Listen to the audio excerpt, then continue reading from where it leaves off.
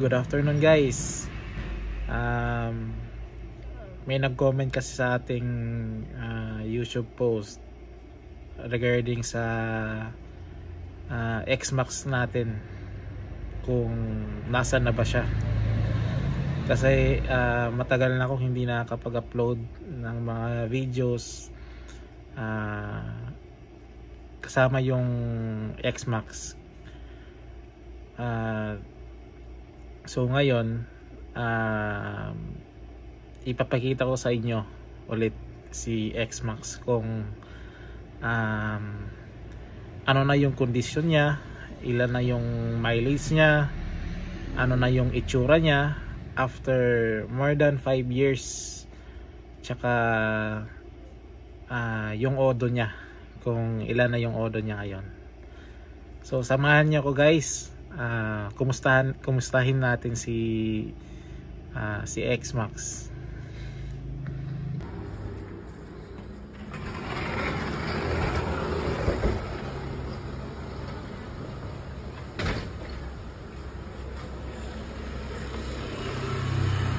Guys, ito na po yung X-Max ko na gamit noon, na matagal kong hindi na i-vlog o na i-post sa YouTube account ko.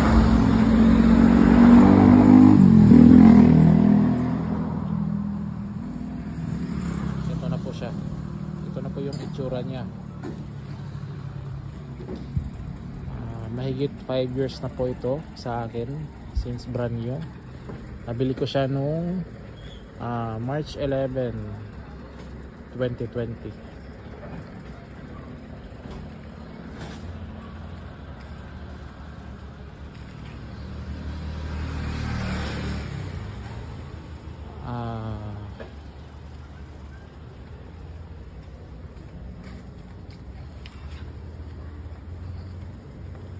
Ayan. Magsimula po tayo dito sa itaas.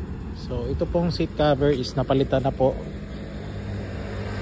ng leather na walang stitches, kasi yung original niya is yung mga may mga stitches o yung may mga tahi is pumapasok na po yung tubig, kaya laging nababasa sa may U-box.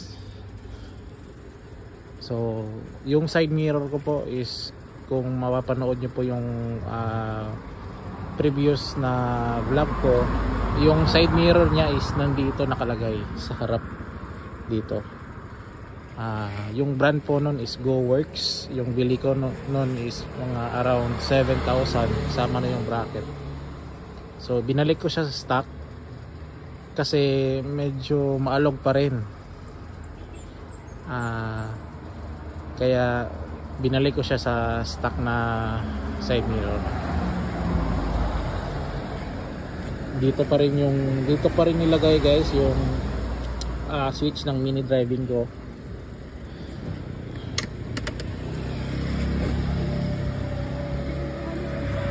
So ito na po guys yung odometer ng X-Max ko after 5 years. Sound check. One click pa rin.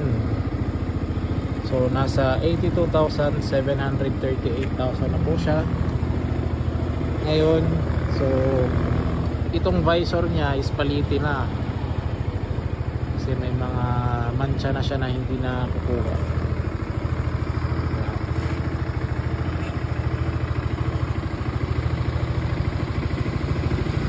Yung shock natin guys is YSS pa rin yan, G-Sport. 5 years na rin sa akin yan.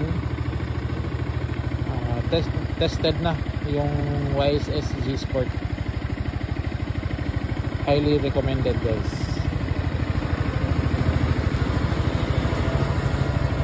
Yung gulong natin guys, yung gamit natin dyan is Chaoyang.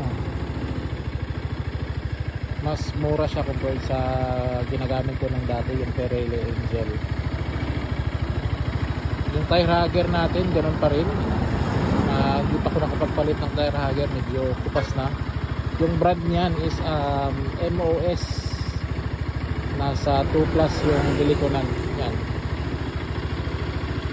Yung heat guard natin guys is hindi ko na binalik kasi nasira nung nagbiyahe ako, kaya hindi ko na binalik. Pinuntarahan ko na lang pero pangit pa rin tingnan. Yung engine natin guys malinis pa rin.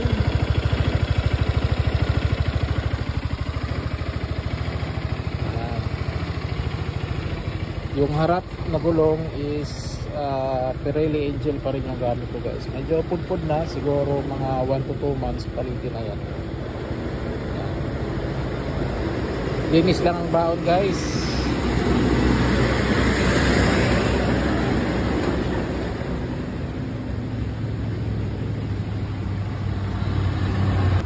Isang issue lang dito sa X-Max yung chassis niya sa baba kasi kinakalawag talaga. Masipag naman ako guys maglinis. Siguro sa katagalan lang talaga 5 years, mahigit 5 years na yung motor. Talaga mahirap maagapan yung mga kalawas sa chassis eh.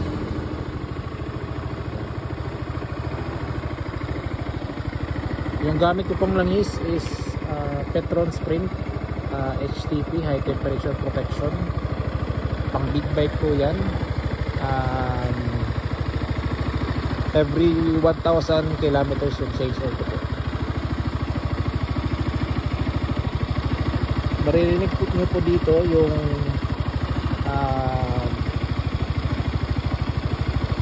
makina, kung gaano kaganda pa rin yung makina niya after 82,000 at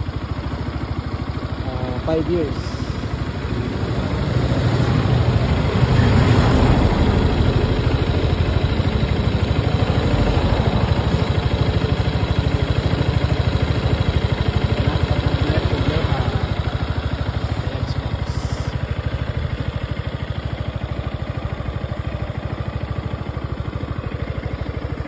Ready for long ride lagi.